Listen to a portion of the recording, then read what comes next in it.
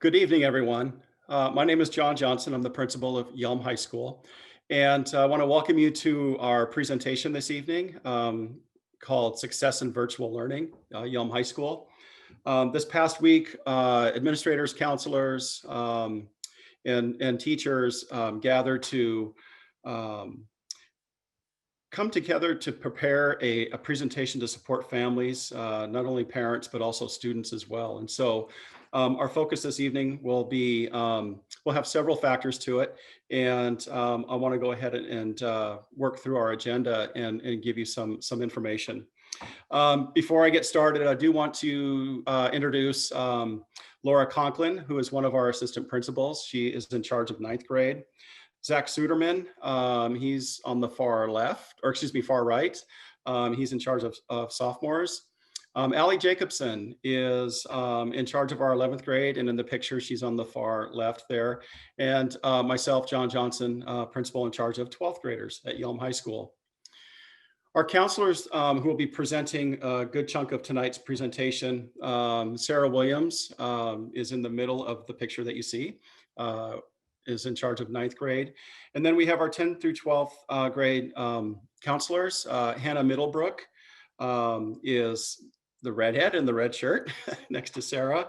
Corinne McCleary is on the far right, Sadja Cove on the far left, and Kelly Little is next to Sadja. I would just want to say before I begin the agenda here that we've been working hard for our families and for you, and it's really important that you know that we have our best interest is for you. We're working very hard to support our students and our families in a variety of areas. And before I review the agenda, I do want to give a special thanks to Terry Pablo this evening, who helped us to set up the webinar. She is our district communications director, as well as our CTE director, and it plays an integral role at Yelm High School. So when we met this past week, we identified 5 areas that we wanted to focus on for tonight's presentation. We wanted to focus on attendance and engagement, instructional resources and tech tools. How do we support learning at home? Health and wellness support, and then a variety of resources that we have made available for parents. Attendance and engagement. Yeah, thanks, John. I guess, first of all, thank you to the families for being here, spending some time with us. We really hope that you're able to pull something away from this that improves your experience in this virtual learning that we're going through. And I want to, so on this topic of attendance and engagement, I just want to say, first of all, that none of this is intended to harp on parents or ask parents to be better or do do more for kids, right? Like, all of this is really just about its information for you. It's giving you a sense of what we're seeing from an administrative and counselor perspective to bring clarity to some of our processes that have changed as a result of this transition. And so it's not this, as I'm talking about attendance and engagement, I don't want to come across as harping on you to do more in getting for your son or daughter. Okay. So let's get into it. I think, these first 2 bullet points, attendance and engagement equaling success, and improved attendance leading to improved academics, I don't think that this has ever not been true, right? This has always been the case. It was the case when we were attending live or in person, and it is the case now. There's a correlation between showing up and engaging in meaningful ways in the learning process, okay? And overall success in learning.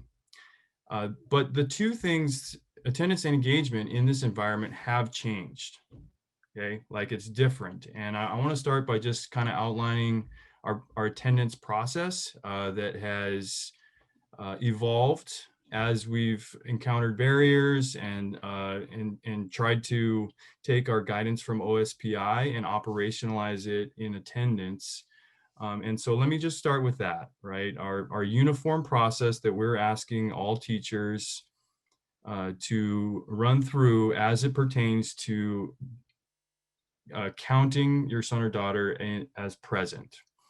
And there's a bunch of different ways. The first way, Zoom attendance, is hopefully the most used way, and we hope that this captures the majority, if not all, of our students.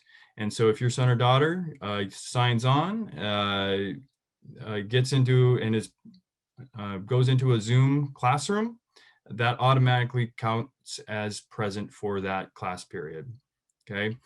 If that is not the case, and for whatever reason they're not able to get into the Zoom class period, every Google Classroom has a Google Attendance question to it, and this should be uniform across all teachers, where it's really just a click of a button, right? Are you here or are you not here? Or if you don't click the button, then obviously it would count as an absence. Okay. The third way, which is kind of the catch-all, is direct contact or connection or communication with your teacher. This could be in the form of an email. It could be giving them a phone call and leaving a voice message. You know, any way that you have a direct communication with a teacher should also count as present. Okay. Okay, so that's kind of the uniform that is, I shouldn't say kind of, that is our uniform process for attendance. And it has evolved from September till now, as again, we've tried to mitigate and understand exactly what the barriers are, because this has been new for not only your student, but for us and for teachers as well. Let's talk about engagement. Oh, back up one, sorry, because I want to just real briefly touch on how engagement has also changed, right? And I think if we were all in a room together right now and we were doing a presentation in front of all of you families, I would be able to look across and see facial expressions. I would be able to read body language. I would be able to read the room in a much more responsive way than it would come through through the screen like this. And so I think that's what teachers are seeing and feeling right now, is that they can't have those side conversations in real meaningful and engaging ways with kids. And a lot of what they're seeing are these rectangular boxes. Sometimes they're on, sometimes they're not. And it's real difficult to read engagement. And teachers have been diligently working and continue to learn and grow in the strategies that they employ to engage kids in this distance learning environment. And so I want to name that as a piece of the teacher facing side. And also, obviously, engagement has changed for kids, right? It is not the same experience as we would expect in a brick and mortar. And so trying to work together to partner to find ways to get kids to talk more, whether it be in breakout rooms, to show their learning in different ways. Those are all things that are on the table in our work to get better at engaging kids in this distance learning model. So we're all learning. Grace on all fronts is appreciated, and yeah. So at this point, I think I'll turn it over to strategies and tools, which is Mr. John Johnson. Thank you, Zach. This past spring, when the virus first hit and schools were dismissed in March, we found ourselves in a bit of a reactive mode in terms of how we were going to be able to do school from March until June.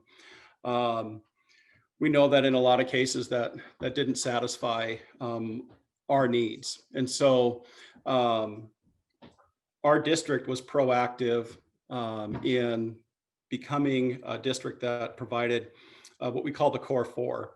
And so, as you know, we use Screencastify as one of our platforms for asynchronous. And asynchronous is basically where teachers can video themselves, use recordings of some sort, and provide that form of an experience where kids can go back and revisit either a lesson or capture content from a video of some sort at a time during class and even after a class has been completed.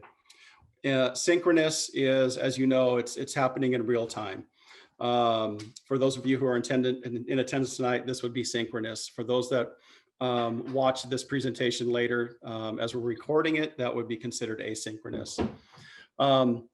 Our learning platform includes the Google Classroom. This is, again, where teachers house their class materials, links for important information, and then which ties in then to the Google Drive, where teachers, again, house their documents virtually. Zoom, similar to this webinar that we are providing tonight, is an opportunity for us to be able to connect with kids as best we can and families. I Zoomed with an entire family today with one of our counselors, and it was an experience that I think we're counting on today. And I do believe that when this is all over, we will find ourselves using Zoom to be able to communicate well beyond any kind of a school closure down the road. I do want to point out on this slide that parents and guardians, there is a link that we've established, which is a brief video. It's about a 5-minute video on Zooming in the process. And so you can certainly take a look at that. We are also finding that teachers manage their Zoom classroom behaviors using a variety of tools, whether it's a mute feature or putting them into a waiting room. We have had situations where kids have Zoom bombed, so to speak, gone into classrooms unexpectedly. And those have all been dealt with in a timely manner. And I think we've done a good job of squelching that for the most part. I do want to point out, and it's not on this slide, but we will add it later, is that one of the features that our district has provided us is what we call a help desk.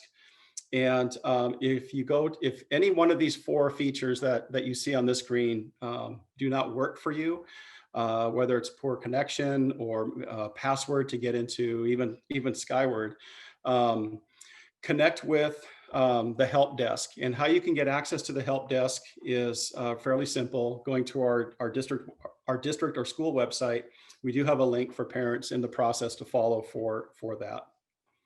Okay, next slide. And then the other thing that I want to bring out this evening is this past spring, right before COVID hit, our district invested a bit of money to provide an online tutoring service. Last spring, it was called Grade Slam, and this year it is called Paper. And what this is, it's a free opportunity for students to access 24/7 a tutoring opportunity from this organization. I was in checking data earlier today, and we have every single one of our kids in the district is able to use this. We have had nearly 400 of our students already access this online tutoring. The majority of it right now is for that have been used has been for English, where kids have gotten their papers edited, for math, for calculation, for science. And I even saw today that students who are in our accounting, not accounting, but economics courses are also utilizing this. So again, when you access this PowerPoint slide deck, you'll see that there are video links that you can click on to access Paper. And I would highly encourage families and students to use this resource. It's extremely valuable for all of us.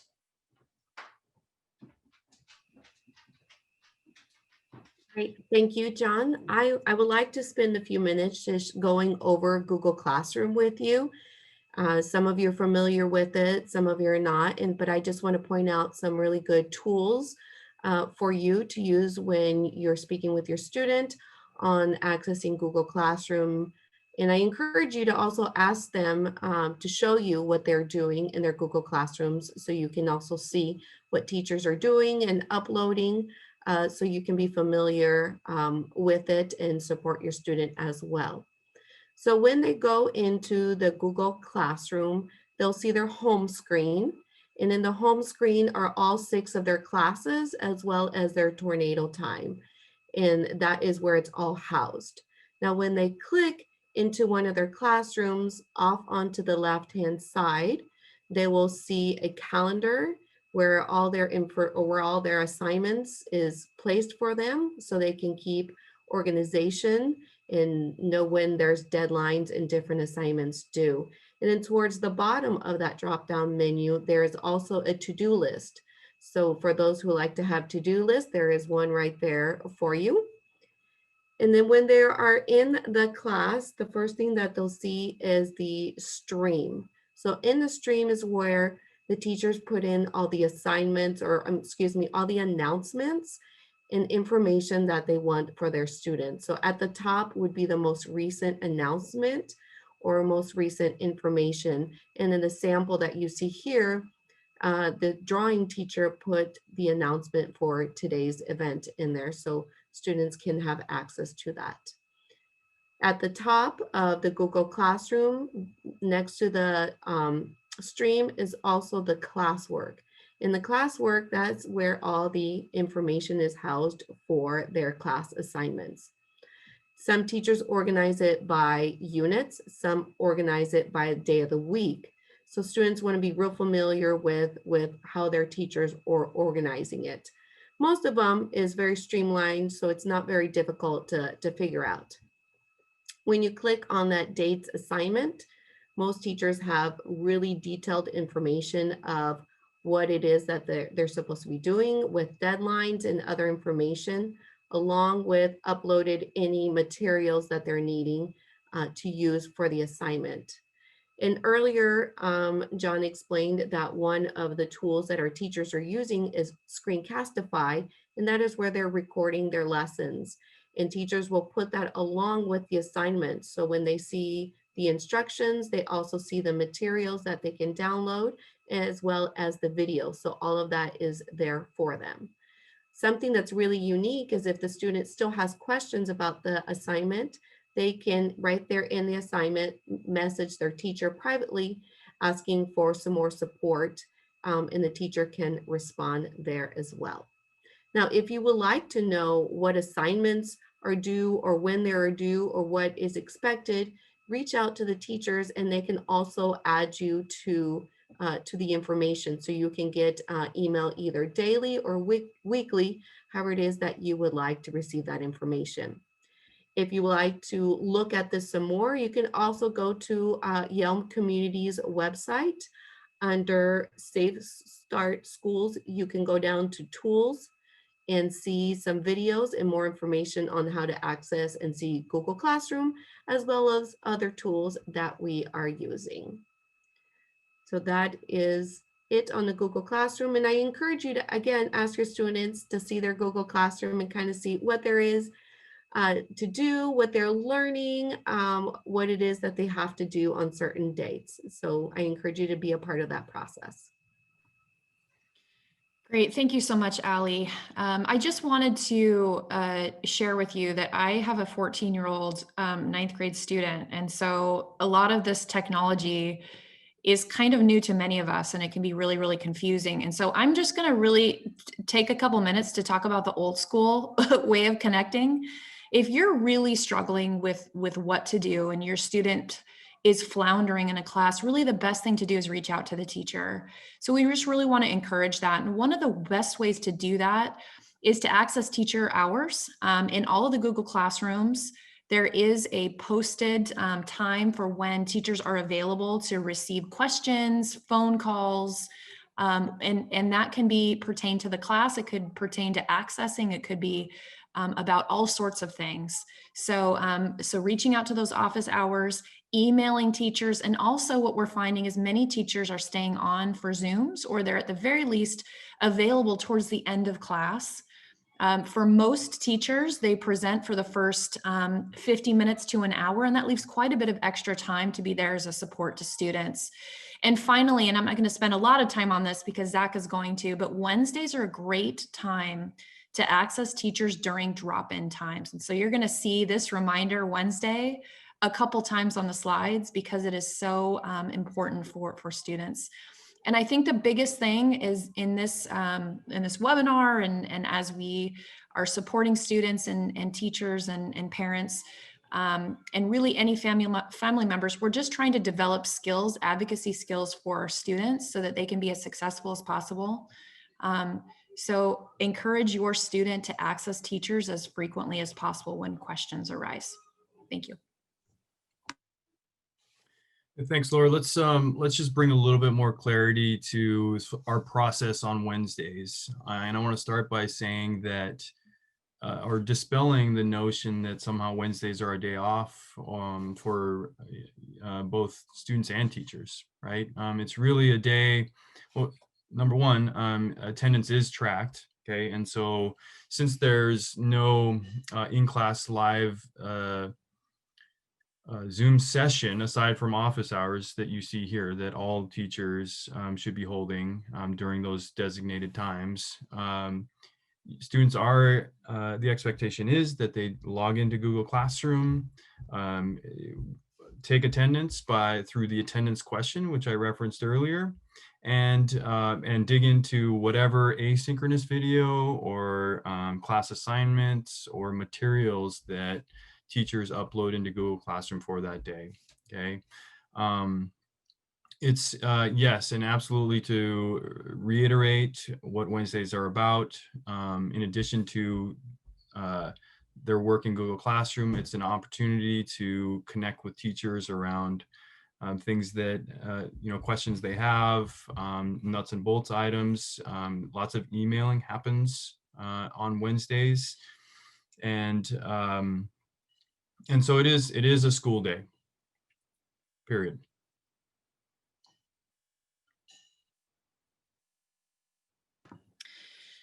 So as I stated before, I have my own students, my own children that are going through this experience. And many of us are trying to think of what are the things that we can control. And so what I'm going to talk just a little bit about, and then we're going to transition the time over to our amazing counselors, is what can we do in our home spaces or in the spaces that our students are accessing to try and optimize their learning as much as possible.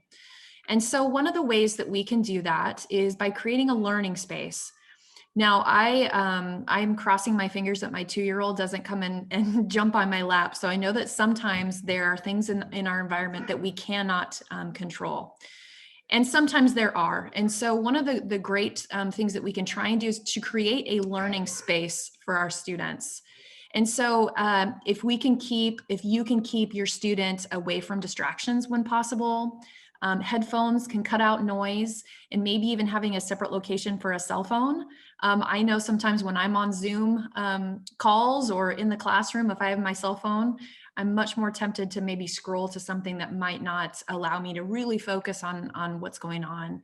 The second thing is setting up a routine, and that may seem, and I apologize, that's my 2-year-old, setting up a routine for our students. So knowing what the schedule is, and making sure that students are getting up in the morning, maybe they're actually putting on some sort of clothing that's not pajamas, going to that learning space and being to class on time. In addition to that, having time for them to maybe complete some schoolwork and setting that up and having a visual reminder. I think the other thing too is understanding that we spend a lot of time on our screens.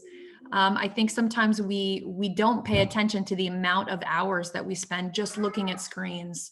And so being really aware of that's going to be really important. And then obviously having opportunities, hello, learning environment, where we have body breaks as well, where we can get up and we can move around and we have opportunities for students to be able to disengage from the screen as much as possible. So I'm going to transition the time over to one of our amazing counselors, where they're going to talk about really the importance of, again, being engaged in the learning experience and also setting up opportunities for students to build their skills around social emotional learning. Thank you. Hi, everyone. Happy Wednesday. Thanks for spending your evening with us. I'm Miss Middlebrook, one of the school counselors, and I'm going to talk about how we can partner with you as helping you monitor your students' learning at home. I know it probably feels like overnight you shifted from not only parent to a teacher, school counselor, principal, wearing multiple hats. And so I really hope you hear tonight that we see this as a partnership between the school and our families to help your student be successful.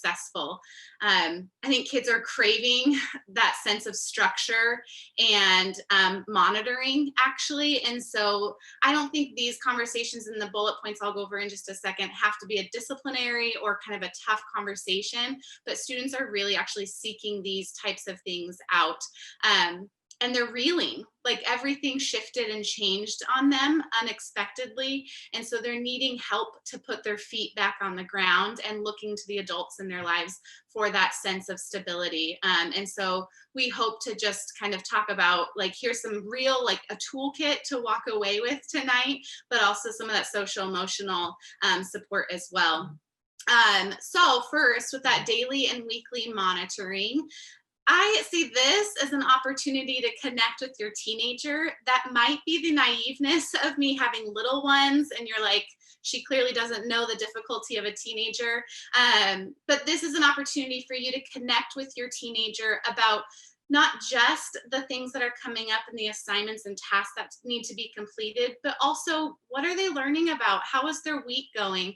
And so really coming at it, that approach, and trying to have some fun with it, providing that kind of that it's like a weekly, it's scheduled into your family routine in your home, and is a regular part of that schedule.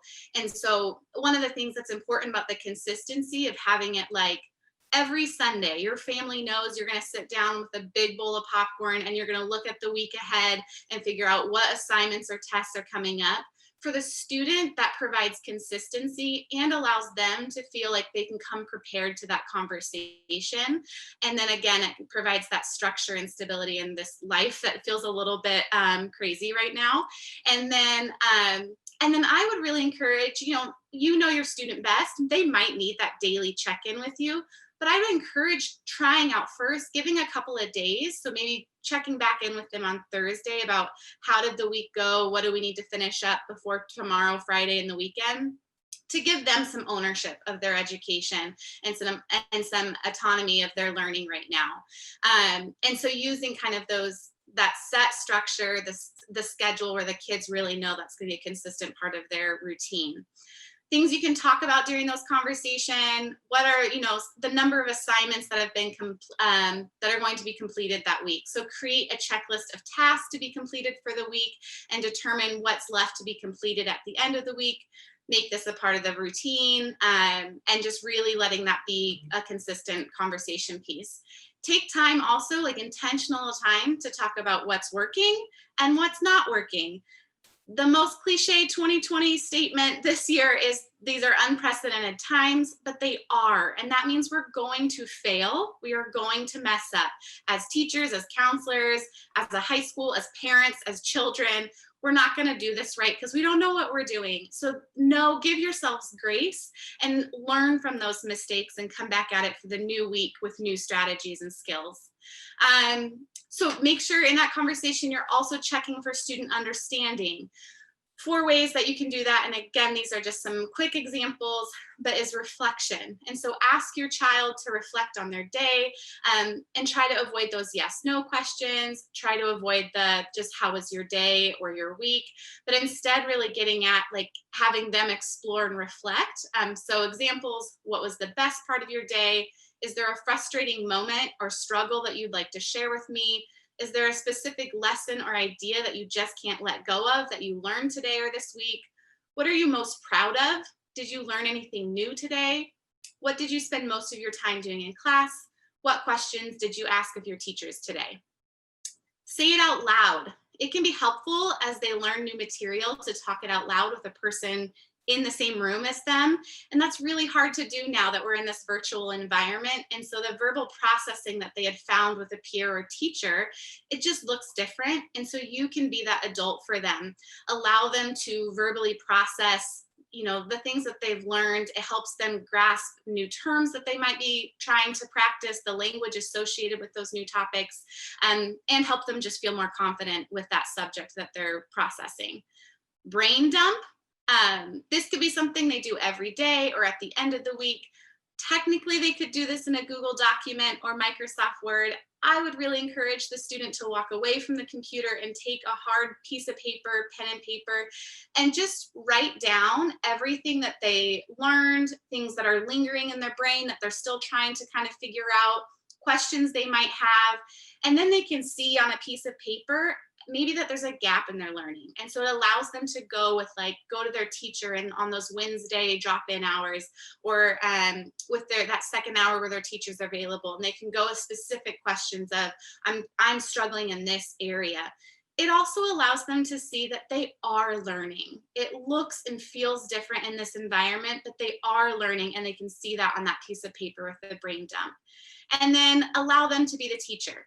So if there's a specific thing that they're super struggling with and they can't wrap their head around it, allow them to really teach you, and you actively engage and ask them questions. And if they don't have the answer, encourage them to go to the teacher or to use their resources, whether it's in Google Classroom or the internet, and find those answers. Creating goals. This is something that obviously they'll use their whole life, not just in this virtual learning environment, but it is a learned skill. They have to be taught it, and we can't assume that they just overnight are going to have this skill set, and it is more important than ever right now. And so help them kind of identify the work that's coming up, help them prioritize their tasks and deadlines, and how to create goals based off of the weeks ahead. At the start of the week, have your student identify 1 to 3 goals and list the action plan that is required to complete that goal. At the end of each week, ask your student to reflect on their progress for the week and make any adjustments necessary as they head into the next week. And then definitely celebrate your students when they accomplish those goals. Those are moments to certainly celebrate. If this is a skill set you feel like you are still learning, I know I am. I created 2 templates that if you hover your phone camera over that QR code, or when you get this presentation, the creating goals is a hyperlink to our counselor Google site, and you'll see that there are some templates uploaded there. That might just be a starting place for your student to kind of start writing out some of their academic goals, and help them prioritize the assignments coming up. So, tips with prioritizing assignments. Help your student identify the tasks that maybe they're not looking forward to or their hardest subjects, and actually start with those. Starting with the difficult ones and ending your week with the subjects or assignments that come easier helps your students maintain their momentum and stay motivated. And then looking at Skyward in the grade book and seeing, instead of being overwhelmed by potentially seeing 15 plus, 10 plus assignments that are missing, and being like, where do we even start? It feels like the snowball is rolling and we're never going to catch up and get on top of this. Instead of feeling that sense of being overwhelmed, look at, are there assignments that are worth a huge percentage of the overall grade? Or are there assignments that are worth a ton of points? Maybe at this point, we just focus on 2 to 3 assignments that are going to get the student back into the grade range you feel comfortable with. And then when that student starts getting that confidence, maybe there's a conversation of working towards other assignments. But right now, for some of our students, it's just about getting the nose above water. Encourage and motivate. Overnight, the traditional sense of validation of hearing it directly from your teacher in class, or the peer validation, or getting a tangible, you can hold it math test in your hands where you worked really hard and you got that great score, that all of a sudden just was taken from our kids. And so really making sure that we are being intentional and thoughtful about how can we celebrate and affirm our students, that they are having wins and successes in their life and celebrating them. So you might not have that math test that you can stick up on the refrigerator, but are there other ways we can surround our kids with the things that they're doing really well right now? And then, like Ms. Conklin mentioned, there are plenty of temptations and like distractions in our world. So when our students are on task and not on the video games or social media or computer games, whatever it might be, that we are acknowledging that we see that and reward them for their on-task behavior. And then just celebrate the wins. They're there, they look different, it feels different, but celebrate those wins. Not just for the student, but for you as parents as well. This is hard. I am hearing that loud and clear from so many of my students' parents. And when you have those moments, make sure you're celebrating those wins for yourself as well. And then most importantly, I would say, is just breathe. If you hit those moments, which I completely understand, where you or your student feel like, I quit, I don't want to do this anymore, walk away. It's okay to reset and take a deep breath. Find a quiet space in the house, close your eyes, count 10 deep breaths, whatever it is for you, but take that moment to reset and then come back to it. Our kids are looking at us right now as adults on how to react to stressful situations, and they're basing off their energy and reactions off of what they're seeing the adults in their life do. And so it's just so important that we are taking care of ourselves. And if there's anything you hear from tonight, I hope that we hear you. As the Yelm community, this teachers, staff members, admin, counselors, we hear that you're struggling, your students are struggling, and we want to be a support, and we're partners in helping your student find success.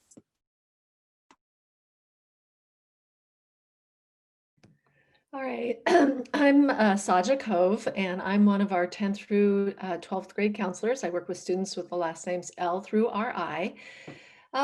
So as Mrs. Middlebrook said, we know that we asked our students to make a big pivot at the beginning of this year. I think a lot of us were going through the summer thinking, okay, well, maybe we'll go back in person, or maybe we'll go back to hybrid. And then when we realized that we were not going to be able to do that, we as counselors, we as the Yelm Community Schools, we knew that our students and our families and our staff were going to be facing unique challenges this year.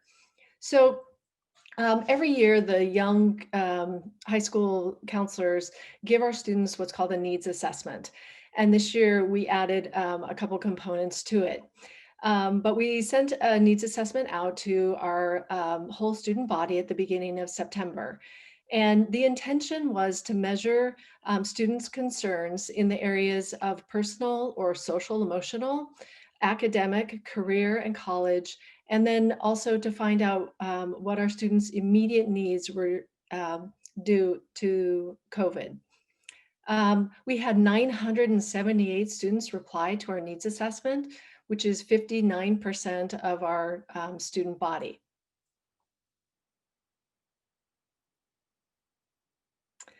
And one of the interventions that we developed for our students in response to the results from the needs assessment was to create a social emotional lessons that teachers present during tornado time. Tornado time, as you probably know, is scheduled on Mondays, Tuesdays, Thursdays, and Fridays from 9:55 until 10:10. And all students are assigned to a tornado time.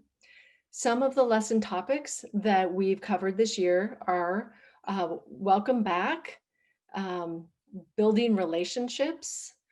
We've asked kids to take a look at the fixed mindset versus a growth mindset. I think that we're all in the middle of grappling with how to do that.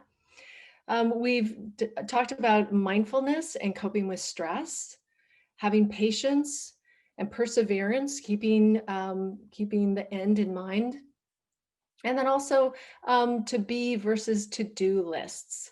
We've asked in that lesson, we've asked students to choose a quality that they want to embody right now in this really challenging time. And we do have those lists of things that we need to do as, well, they need to do as students. And sometimes that can feel so overwhelming for them. But when they hold this quality up of maybe today I want to be patient or I want to be kind, and that it feels, for a lot of our students, it feels a lot more doable than that entire to-do list that our students are having to manage right now.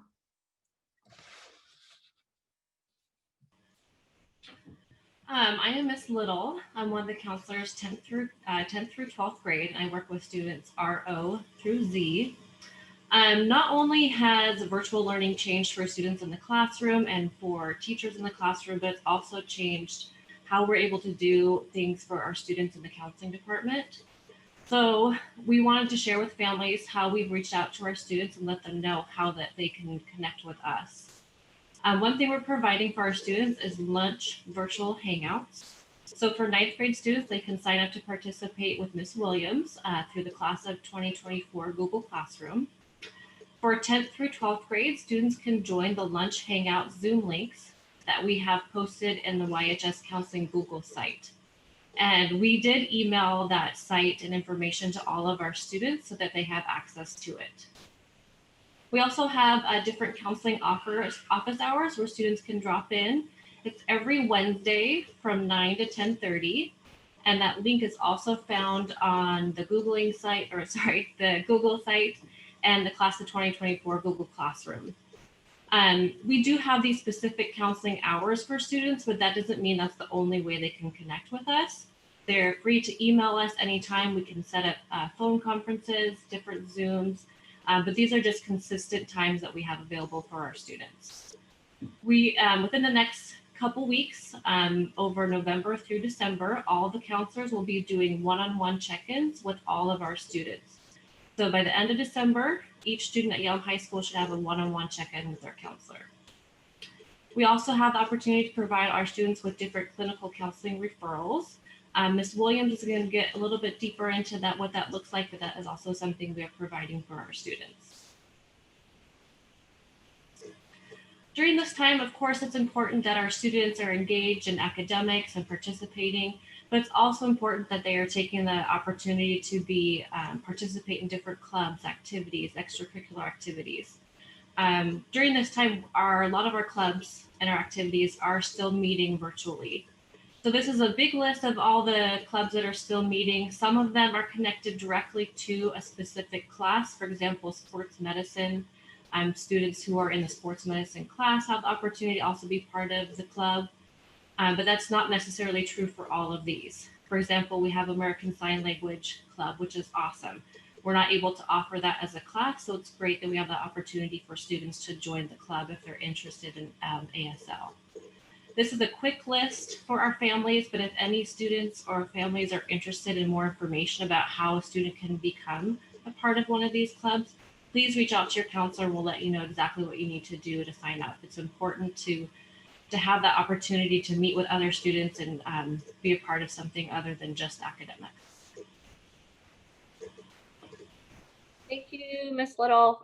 So I'm Sarah Williams, the ninth grade school counselor. And so I'm going to dig into the mental health concerns that we're seeing, not just locally, but it's across the board, it's national. So I'll be sharing a little bit of data with you as well to back up that, yes, we are seeing a significant increase in students, families, individuals reaching out for support, not just in the school, but even to local agencies. And so I appreciate all the information that was shared here on the front end. So keep that in mind as ways that your students can connect should they, well, one, either just because they want to, but also because it's good to encourage our students to find ways to be involved in such a unique time.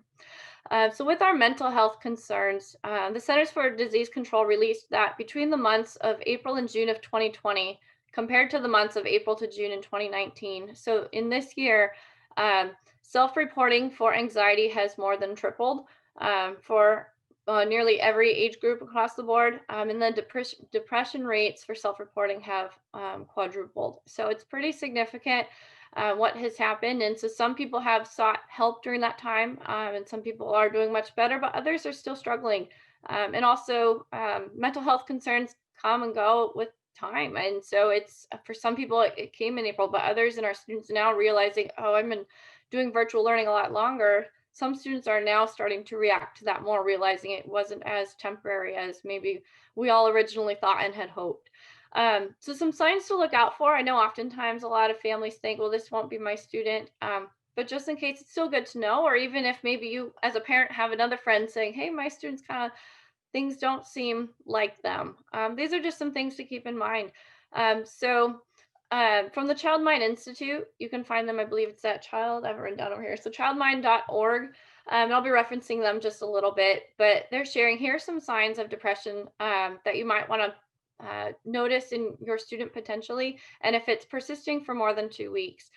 So it's listed here: unusual sadness or irritability, loss of interest in activities once enjoyed, reduced feelings in anticipation, changes in weight, so that could either be weight gain or weight loss, shifts in sleep patterns, sluggishness more than a normal teenager, I would say, harsh self-assessment. So if you have that negative self-talk, or you're hearing your student have negative self-talk, the examples here are: I'm ugly, I'm no good, I'll never have friends. Just be mindful of that, and be aware of, our students turning that into, how can I work through this to seek a positive outcome, or are they just stirring in that negativity? So there's a difference in that. And then feelings of worthlessness or hopelessness, and thoughts or attempts of suicide. And especially if you hear a student saying anything around suicide, of, I just wish it were all over, people would be better off without me, I'm having suicidal ideation, that is to be taken very seriously. And if that puts you at a position that you're very nervous, or you don't know what to do with that, you have lots of options. One of them is, if you're seriously concern for your student, you're always welcome to take your student into the emergency room. You can always reach out to 911, and someone can be sent to your home for an evaluation. You can reach out to the school, and we can get a referral and help for you right away, whether that's counselor or administrator.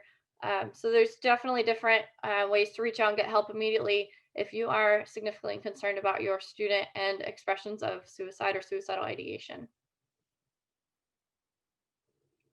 And so I just want to read this quote that came from childmind.org.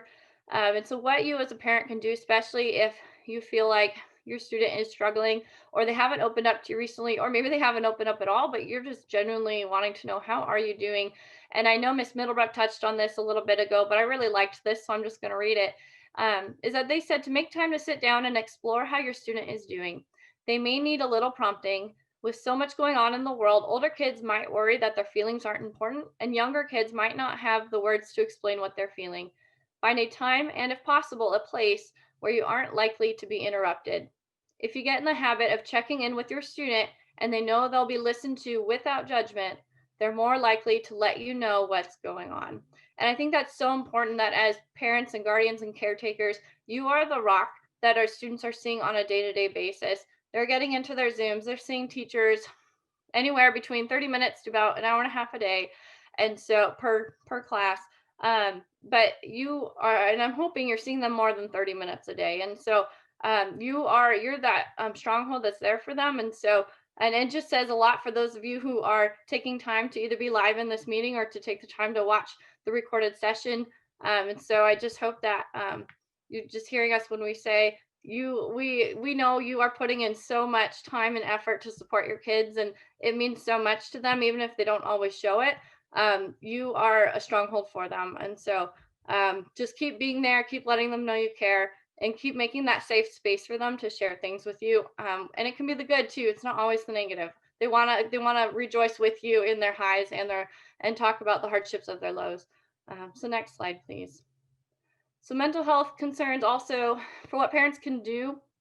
Oftentimes with mental health, families think it's just depression and anxiety, but there is a large list of mental health concerns in it. So mental health concerns can manifest itself in many different ways. And so there's a lot more out there than what we have time to share right now. But some things that you can do, and again, this also comes from the Child Mind Institute, is that some things is to help your student to stay active, and you can participate in that with them.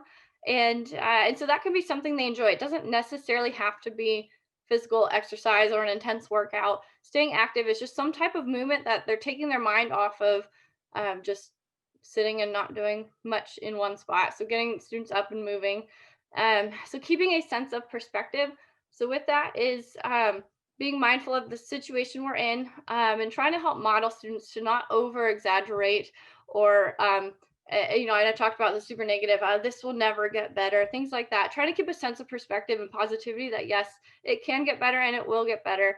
And so taking me to the next point of tolerating uncertainty and ambiguity, is that there are uncertain times in our lives. And so we can help our students by expressing confidence that they can manage it, that they are strong enough to get through it, and that we're going to work together to get through it. And then another thing, and I mentioned this, was to challenge negative thoughts. So finding the positives in what students are thinking. It's okay to be aware that, yeah, this is kind of crummy. This is not good for me. This is really hard. But how can we find a positive outlook on this to be able to make plans to move forward, and know that there's hope on the horizon? And so again, to the next point is making plans and making new goals. So yeah, some of our plans and some of our goals before the COVID shutdown, some of those just kind of got uprooted, and we're like, now what do I do with my time, or what do I do with this activity, or this thing that's important to me? So given where we're at now, in the meantime, how can we make new goals and new plans and still find something that's meaningful that we can work towards? And then focusing on gratitude, so having the positivity to acknowledge what's going well for us and the people in our lives who are supporting us. And so these are things we can work on to model for our students, but also to encourage them to work through as well. And it's a practice, it takes time, and to learn all of that. I think I've got one more slide. Yes, so Kelly Little mentioned about referrals. There are a few different ways you can make a referral should you feel like your student is needing additional support through clinical counseling. And so, because with clinical counselors, they can generally meet more frequently with your student and for longer lengths of time. And so with a mental health professional, different ways to access them. The first option is there's a great website called psychologytoday.com, and you can type in and search for clinical counselors and offices within your area. You can see what type of counseling they do, where are their areas of strength. And you can look at if they lean towards a certain preference, whether it's a certain style of therapy or it could be a religious affiliation, anything like that, that you feel like would help support your student, and that gets them excited about wanting to be with that type of mental health professional. Psychology Today has a ton of resources, and you can find just about anything you're looking for on there. But if you're not finding something you're looking for, obviously there's pretty much everything out on the World Wide Web. So, but if you need additional supports or other websites to look at for other resources, you can let us know. Option 2, you can contact your student's primary care physician for an appointment, and they can provide a referral. Option 3, contact any one of the school counselors, or even the administrators if you also have a working relationship with them. We have school district partners, and so we make referrals. It's based off of the student's insurance and what type of insurance plan they have. And so that helps us then determine which partner we can make the referral to. And then option 4 is you can always contact your insurance provider to see what local mental health professionals that are covered here in our area. And so that also might help kind of make that decision in which direction you want to take your student towards getting a mental health referral to see a professional.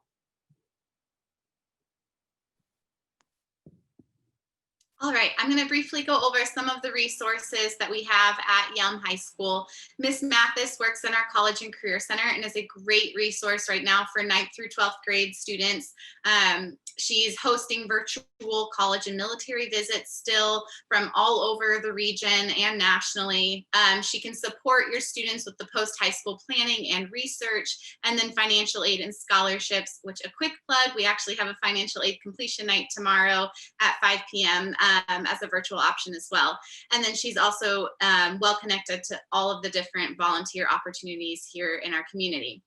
Our course catalog, that's going to give information on graduation requirements, course descriptions, college credit, that can be found on our website under family resources. This presentation will be provided next week on November 4th at 6 p.m. in Spanish. We have weekly breakfast and lunch pickups on Monday for meal support, 11:30 to 1. Anyone 18 years and younger, no ID required, can come and pick that up for the student. And then I just hope you're hearing this loud and clear. There are a lot of people at this high school that want to support your student. It's not just admin, counselors, teachers, but we have a military student liaison, Native student liaison, English language learning support services, and supports for students receiving special education services. If you're a QR code person and don't want to quickly write down all of these names and contact email, I have those QR codes down there at the bottom that you can use. Otherwise, this presentation will be accessible later. And then of course our website, just searching, you can seek out any one of us. We are eager to connect with you and look forward to hearing from you.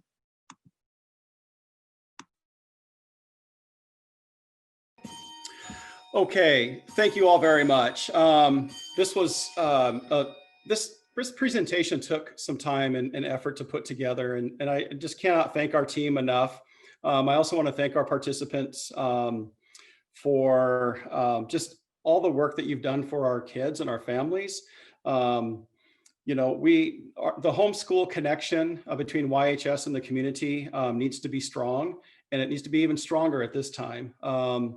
One team, one family. And please know that we also have within our team internally, we've got a large number of people who are working with specific grade level teams. Counselors from across the district are collaborating with Yelm High School as well. And I think that the message to leave you with tonight is that we are here and that we do care. Yelm High School means a lot to all of us, and just to reinforce that we're here for you. I do want you to know that, again, the QR code that's on here that you see on this slide, we would like to take a survey and hear from you about tonight's presentation.